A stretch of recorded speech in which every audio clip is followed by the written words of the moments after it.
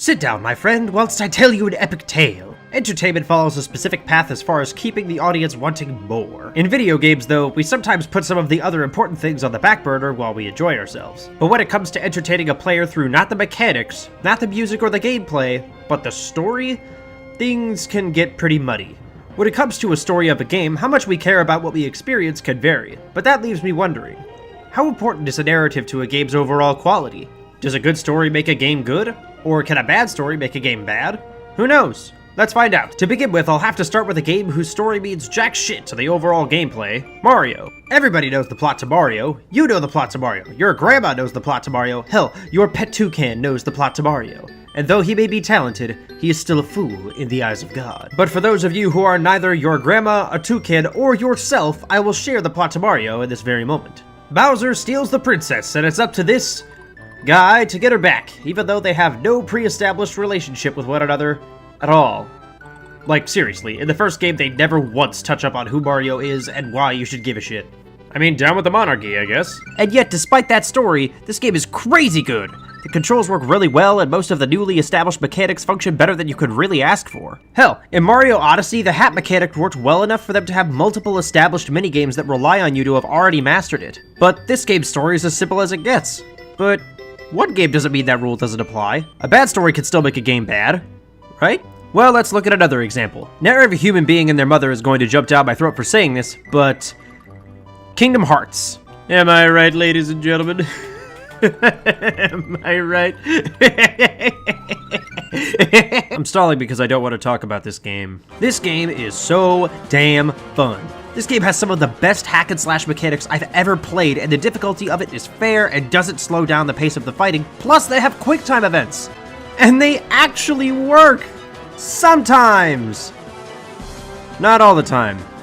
Plus, it's got my favorite final boss fight in any video game. It has amazing music and action sequences that are just tear your hair out good. Just look at this shit.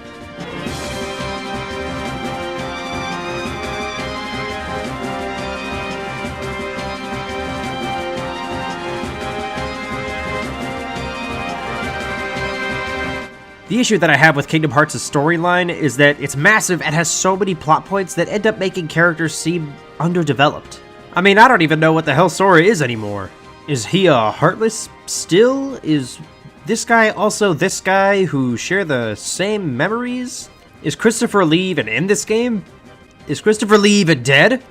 Whoa, wait, was Christopher Lee even real? My point is that even though this game series has so many pointless and convoluted plot points that never intertwine the way that they should to resolve anything, the game isn't bad by any sense. I'm personally not a fan of the story because it feels like they added too much, but it's still a really fun experience and totally still worth the time to play if you enjoy both hack and slash and RPG elements in games. Well shit, now we're even further from a conclusion than we started. So I suppose a bad story doesn't automatically make a game bad, but what about the other way around? Maybe this time we'll be able to get to the bottom of this. You don't miss a thing. You're goddamn right I don't. Heavy Rain. This game is crazy. The story just involves you, Octodad, going to save your kid from getting hit by a car and then failing because you're shit. And then your other kid gets kidnapped by a big bad serial killer. Because you're shit. And you have to use all the skills you learned in your Best Dad of the Year booklet to get him back. Included in the Best Dad of the Year booklet is cutting off your own finger, drinking poison, and killing a man. I let you get hit by that car because you got me a pen for Father's Day. But you will do anything for your kids. Except have gameplay that interests me at all. I'm gonna be honest, I just straight up don't like Heavy Rain, and the reason isn't because it's got a bad story. The story is absolutely fantastic, but the gameplay to me feels more like it should have just been a movie because I barely feel like I'm doing anything. At all. Now, I'm not saying that Heavy Rain is a bad game, it just doesn't resonate gameplay-wise with me. When I play Heavy Rain, I don't feel like I'm having fun. So this proves one thing to me personally. A game with a great story can still be unenjoyable by some. Please don't hurt me. Alright, well, what about games with everything going for them but the story? Skyrim. I swear, I don't give a shit what the hell is going on in this game at all, but whatever, right? You can do whatever you want. With some good old-fashioned mods, you can even kill the kids. The problem, though, is that with this formula, the game basically just becomes GTA, but on a horse. Usually not on a horse, though. Come to chat with an old woman, But since no one plays this game for the story, and the gameplay is occasionally functional, like what the fuck, Bethesda? You remastered the game and ported it like 19 times, and instead of fixing bugs that make me have to restart the game, you made the water look nicer, which I avoid to begin with, and you managed to mess up the sound quality? Like, what? Actually, never mind. Skyrim is a shitty example. However, the ultimate game in terms of storytelling and gameplay meshing to create one of my favorite games ever, in my personal opinion, is Dragon Age Inquisition. Now, before you think that this is just a plug for me to talk about Dragon Age and gush about how much I like it without creating a separate video for it, which it totally is, Actually, no, yeah, that pretty much is all it is. Does this game have problems? Oh, absolutely. People will come into your kingdom T-posing like it's a thing to do, playing an artificer is just asking to have your bombs literally fall through the ground or just fly into the infinite nothingness, and on the PlayStation 3, if you aren't using an HD TV, you can't read the damn text. However, this game is huge and makes all that stuff well worth it with a story that actually works and characters that actually grow. It also featured one of BioWare's first homosexual characters and one of the first transgender characters in any game, I think, which is awesome. And Kunari don't treat those Akun people any differently than a real man. They are real men, just like you are. You be here, Krem.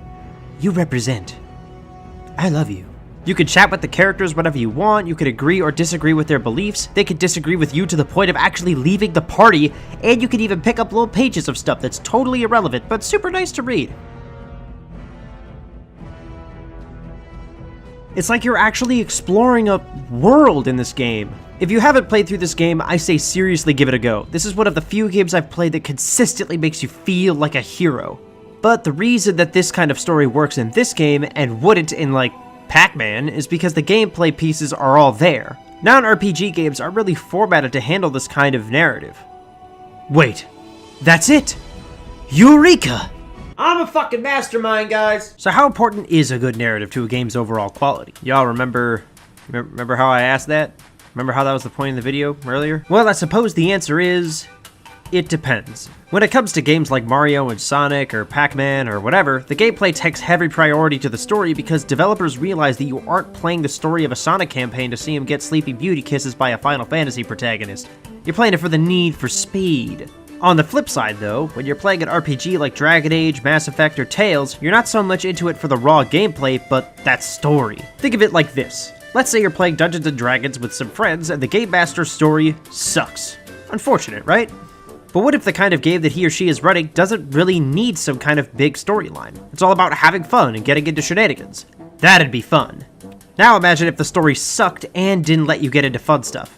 Bad game. Now what if your friend is running a super serial game and the story is fantastic? It keeps you involved and interested, and you actually care about the involvement between your characters and the story.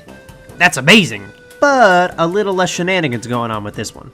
That's usually fine, as long as you're invested in the plot. But if it's super serious and the story sucks, then the game sucks. So, at the end of the day, how important is a good narrative to a game? Depends on what kind of game it is. A platformer, or fighter, or racing game will typically not be so focused on story. That doesn't make it bad. Having bad gameplay makes it bad. RPGs, adventure games, and cinematic action games will typically be invested in telling a good story and sometimes try and put gameplay on the back burner. That doesn't make it bad. But if they mess up the gameplay and the story sucks, that's where the line is drawn. Video games are an amazing medium of art to learn from since they're the only one that can involve the player observing it so directly. A designer has to learn what you find fun as a player base very quickly, and depending on what kind of game they make, they can have their work cut out for them. So I suppose it begs me to ask you this. What's more important in a game to you? How it plays, or how it feels? Disagree? Let me know in the comments. Want to see more videos as they come out? Smack that subscribe button.